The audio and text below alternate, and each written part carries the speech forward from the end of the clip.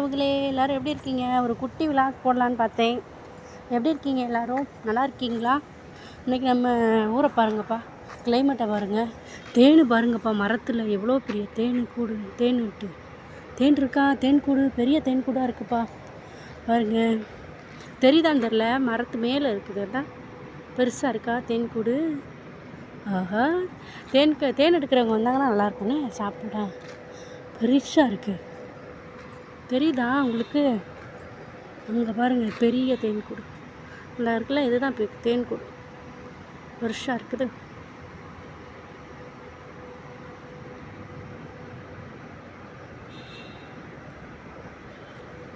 இயற்கையாக கிடைக்கிற தேன். ஓகே உறவுகளே, இன்றைக்கி என்ன விழாக்குன்னு பார்க்கலாமா? நம்மளுடைய ஊரை பாருங்கள், கிளைமேட் எப்படி இருக்குன்ட்டு. இப்படித்தான் இருக்குது கிளைமேட்லாம். இன்னைக்கு நிலைமைக்கு கிளைமேட் இப்படி இருக்குது. மழைக்கு மேகமாக இருக்கிறது. நிறையா ஊரில் மழை பெய்யுதுன்னு சொன்னாங்க. மழை பெய்யுது, தூர விழுது அப்படின்லாம் சொல்லிகிட்டு இருக்காங்க. நம்ம ஊரில் இப்படி தான்.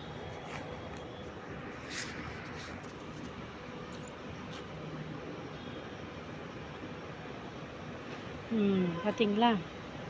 நான் மட்டும்தான் இருக்கேன், சுற்றி யாரும் அது அங்கிட்டு ஒரு 2-3 பேர் ஆம்பளையால் போகிறாங்க. பொம்பளை பிள்ளை நான் மட்டும்தான் இங்கிட்ட இருக்கிறேன்.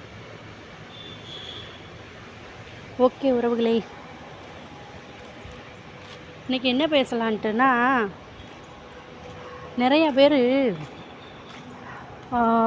அன்புக்கு ஏங்குறாங்க. அம்மா தானே அன்பு, பிள்ளைங்களாக இருக்கட்டும், ஒய்ஃபாக இருக்கட்டும், அம்மா அப்பாவாக இருக்கட்டும், யாராக இருந்தாலும், பையன் பொண்ணு யாராக இருந்தாலும் அன்புங்கிறதுக்கு இப்போது இந்த உலகத்தில் இப்போ உள்ள காலத்தில் அன்புக்கு ஏங்குறாங்க. ஆமாம் தானே? முன்னாடிலாம் அப்பா அம்மா பக்கத்துலேயே இருப்பாங்க, பிள்ளைங்கள பார்ப்பாங்க. பள்ளிக்கூடம் விட்டுட்டு வந்துட்டாங்கன்னா அம்மா பிள்ளைங்கள சாப்பாடு வச்சு கொடுக்க, டீ போட்டு கொடுக்க, அந்த மாதிரிலாம் இருப்பாங்க. இப்போ உள்ள அம்மா அப்பாக்கெல்லாம் வேலைன்ட்டு வேலைக்கு ஓடுறாங்க இல்லையா? ஆமாம் தானே? பாசம் அப்படிங்கிறதெல்லாம் பார்க்கவே முடியலை இப்போல்லாம். ஆமாம் தானே?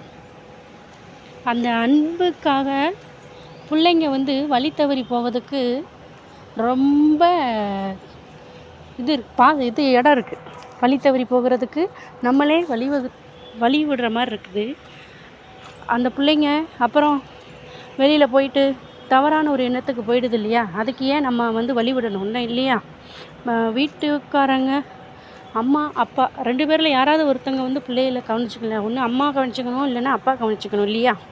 2 பேரும் வேலைக்கு போயிட்டீங்க அப்படின்னா அந்த பிள்ளைங்களுக்கு அதுதானே தோணும்.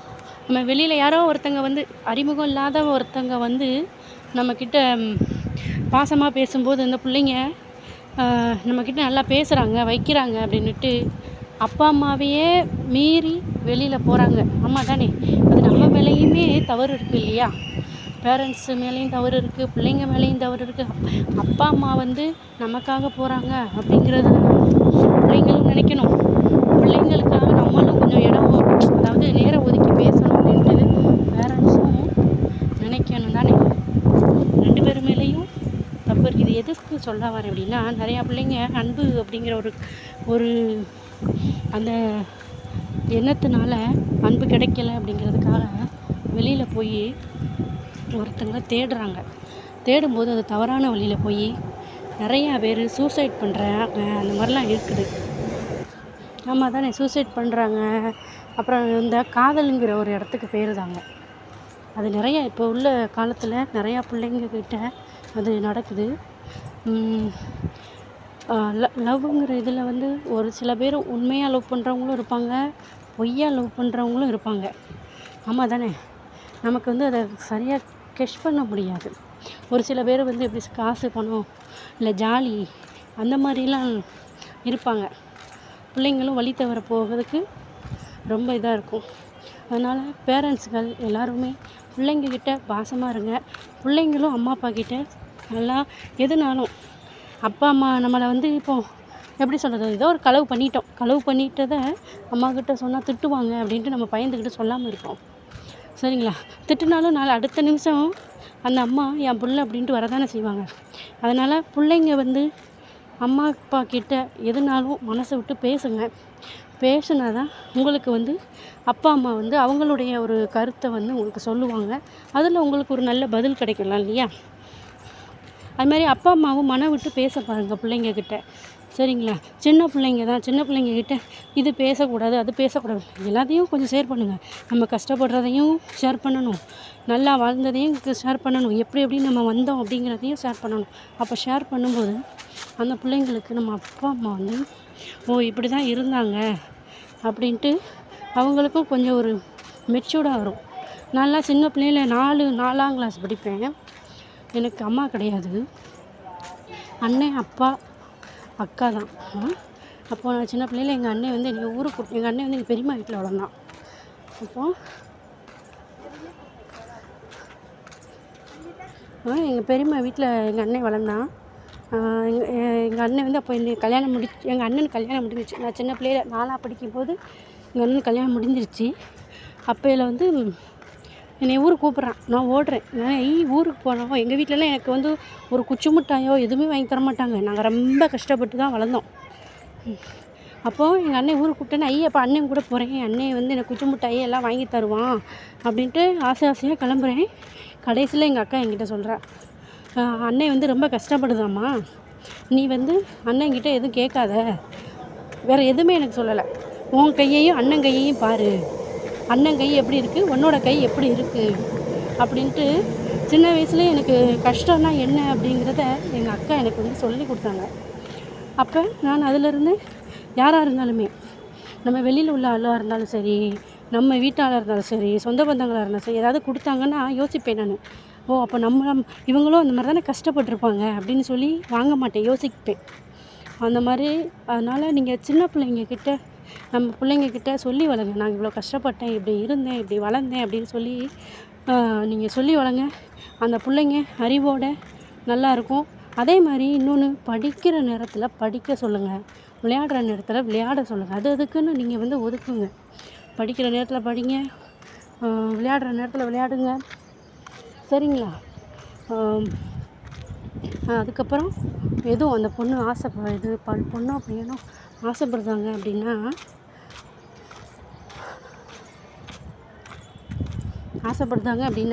நீ படி.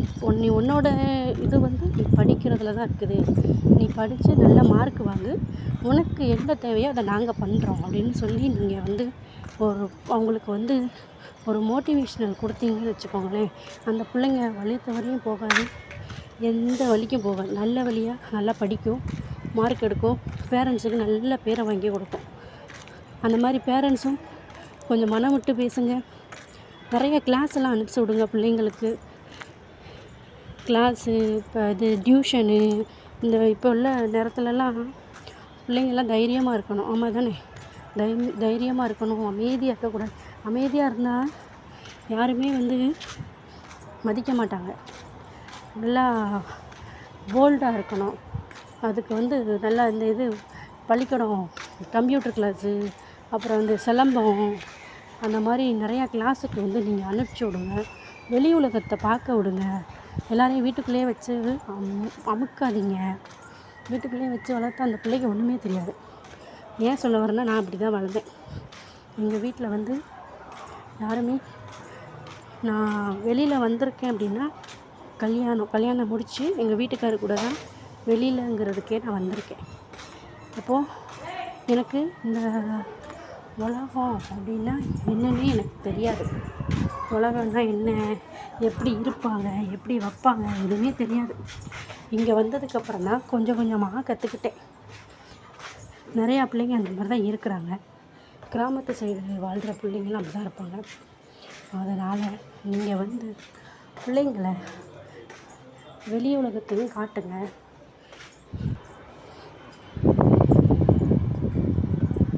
அப்புறம் என்னென்னா, நிறைய பேர் வந்து துணையோடு இருக்கிறவங்கள நிறைய பேர் தேடுறாங்க.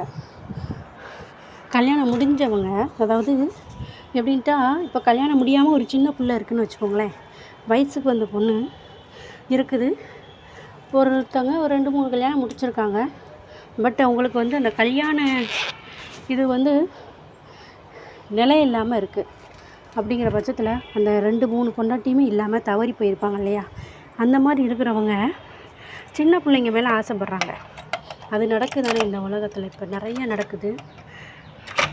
அவங்க அது எப்படி பார்க்குறாங்க அப்படின்ட்டுனா, பேரண்ட்ஸ் இல்லாமல் கஷ்டப்படுறவங்கக்கிட்ட அவங்க மனசை வந்து மாற்றி பேசுகிற மாதிரி இருக்கும். அந்த மாதிரி இருக்கிறவங்க துணையோடு இருக்கிறவங்கள யாரும் தேடாதீங்க. துணை இல்லாமல் தனியாக இருக்கும்போது, அதாவது கல்யாணம் முடிஞ்ச ஒரு ஆணும் கல்யாணம் முடிஞ்ச ஒரு பொண்ணும், அந்த பொண்ணு கணவனை இழந்தும் அந்த பையன் மனைவி இழந்து இருக்கிறவங்க வந்து கல்யாண துணையை தேடுறது தப்பு கிடையாது. இப்போது பையன் வந்து துணை இல்லாமல் பொண்ணு அவங்க வீட்டுக்காரங்க கூட பிள்ளைங்க கூட இருந்துக்கிட்டு அவங்கள போய் அந்த பையன் தேடினான் அப்படின்னா அது தப்பு இல்லையா? அந்த மாதிரிலாம் யாரும் தேடாதீங்க. துணையோடு இருக்கிறவங்கள தயவுசெய்து தேடாதீங்க. நீங்கள் சிங்கிளாக இருக்கீங்களா? நீங்கள் சிங்கிளாக இருக்கிற பிள்ளைங்கள தேடுங்க, தப்பு கிடையாது. அதே மாதிரி கல்யாணம் முடிஞ்சு கணவன் தவறி போய் தனியாக இருக்கிறவங்கள தேடலாம். கல்யாணமே முடியாமல் சின்ன பொண்ணுங்களை தேடுறது தப்பு. அதுவும் இந்த உலகத்தில் இப்போ நிறையா நடக்குது. அப்புறம் என்னென்னா காதலுங்கிற ஒரு வார்த்தை, அது இப்போ ரீசெண்டாக கூட ஒரு பையன் எனக்கு சொல்லியிருந்தான். அது ஒன்று மேக்ஸிமம் நம்ம பார்க்குற பிள்ளைங்களுக்கு வந்து இது தெரியும். அவங்க தம்பி வந்து சூசைட் பண்ணிட்டாங்கன்ட்டு. ஏன் காதல் வந்து தோல்வி அடையுது? எதுக்காக தோல்வி அடையுது?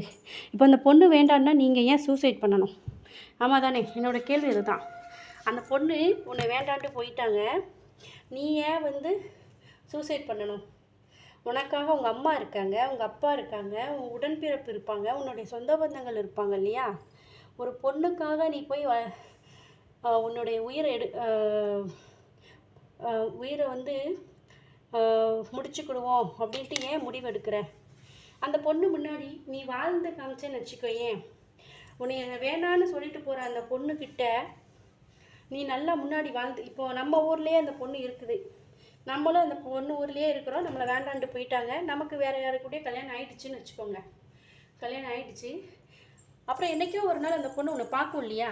அப்போ நம்ம இந்த பையனை மிஸ் பண்ணிட்டோமே அப்படிங்கிற ஒரு லெவலுக்கு நம்ம வாழ்ந்து காட்டணுமே தவிர இந்த சூசைட் அட்டன் பண்ணுறதெல்லாம் சரியான பதிலே கிடையாது. நீங்கள் போயிடுவீங்க, அந்த பொண்ணு இன்னொருத்தங்க கூட யாரு கூடயோ சந்தோஷமாக தான் வாழ்வாங்க. உங்களை நீங்கள் போயிட்டீங்களே அப்படின்னு நினச்சி வருத்தப்பட மாட்டாங்க, சந்தோஷமாக ஹாப்பியாக இருப்பாங்க. நீங்கள் ஏன் சூசைட் பண்ணணும்? அந்த மாதிரிலாம் சூசைட் பண்ணாதீங்க. உங்களுக்கு ஒரு பொண்ணு உங்களை விட்டுட்டு போயிட்டாங்களா, அதை நினச்சி நீங்கள் கவலையும் பண்ணாதீங்க. சரி, விட்டுட்டு போயிட்டாங்களா, நல்லது, அவங்களுக்கு நம்ம கிட்ட இருக்க பிடிக்கலை, நம்ம இல்லைன்னா அவங்க சந்தோஷமாக இருப்பாங்களா, அதுக்கும் வழியை விட்டுருங்க. அவங்க சந்தோஷமாக இருக்கட்டும். என்ன, அந்த பொண்ணை வந்து நீங்கள் விட்டுருங்க. ஏன் நினைக்கணும்? எதுக்கு வருத்தப்படணும்? முன்னாடி நல்லா வாழ்ந்து காமிங்க.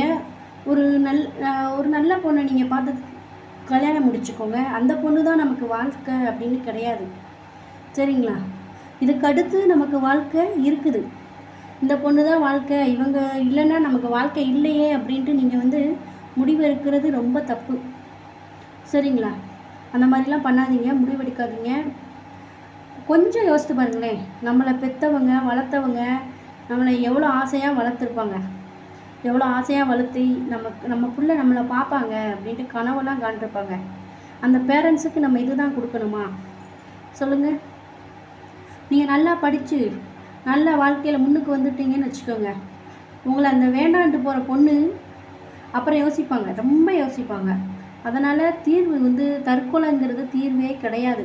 தயவு செய்து யாருமே தற்கொலை பண்ணாதீங்க, சரியா? நம்ம யாரை லவ் பண்ணாலும் நமக்குன்னு ஒருத்தர் எழுதி வச்சுருப்பாங்க, அவனுக்கு தான் நம்ம வந்து கல்யாணம் முடிக்கிற மாதிரி இருக்கும். நம்ம உயிருக்கு உயிராக லவ் பண்ணியிருப்போம், நம்மளுடைய கதை நமக்கு தெரியும் இல்லையா? நம்ம வந்து ஒருத்தனை லவ் பண்ணுறோம், உண்மையாக லவ் பண்ணுறவங்க நமக்கு தெரியும். அடுத்தவங்களுக்கு வந்து நம்ம நிரூபிக்கணும் அப்படிங்கிற ஒரு இது கிடையாது, நிரூபிக்கணும் அப்படிலாம் கிடையாது. நமக்கு உண்மையாக நம்ம இருக்கிறோம் இல்லையா? அதனால் லவ் பண்ணால் நம்ம அவங்க இல்லாமல் இருக்க முடியாது அப்படிலாம் நினைக்காதீங்க. நல்லா படிங்க, நல்லா படித்து முடிச்சுட்டு ஒரு சில பேர் பேரண்ட்ஸோடைய முடிவு கேளுங்க. தயவு செய்து லவ் பண்ணும்போது எவ்வளோ அடிப்பட்டாலும் வலிப்பட்டாலும், எவ்வளோ துன்பம் துயரம் எல்லாம் பட்டுவீங்க. பட் நீங்கள் அதை வந்து அம்மா அப்பாவோட உங்கள் வீட்டு சைடு சைடும் சரி, பொண்ணு வீட்டு சைடும் சரி, தயவு செய்து பெர்மிஷன் வாங்கி கல்யாணம் முடிங்க. ஏன்னா நாளைக்கு உங்களுக்கு ஒன்றுன்னா அவங்க தான் வருவாங்க. அடித்தாலும் பிடிச்சாலும் அது நம்ம அம்மா அப்பா. அம்மா தானே, அம்மா அப்பா, அண்ணன் தம்பி. அதனால் தயவுசெய்து பெர்மிஷன் வாங்கி முடிங்க. பெர்மிஷன் இல்லாமல் முடிக்காதீங்க. அதே மாதிரி லவ் பண்ணுறவங்கள ஏமாற்றாதீங்க யாரையுமே. எல்லாருமே நமக்கு வந்து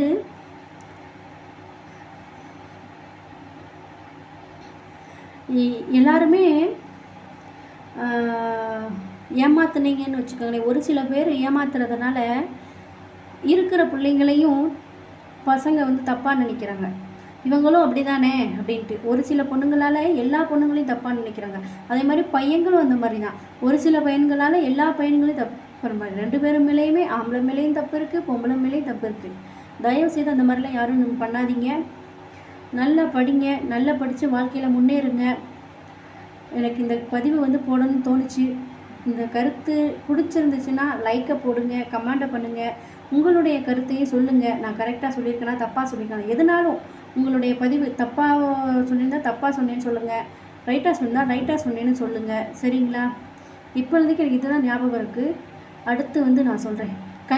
கல்யாணத்தை பற்றி நான் பேசுகிறேன். என்னன்ட்டு கல்யாணம்னா நீங்கள் என்ன நினைக்கிறீங்கன்னு எனக்கு தெரியல. கல்யாணங்கிறது ஆயிரங்காலத்து பயிர்.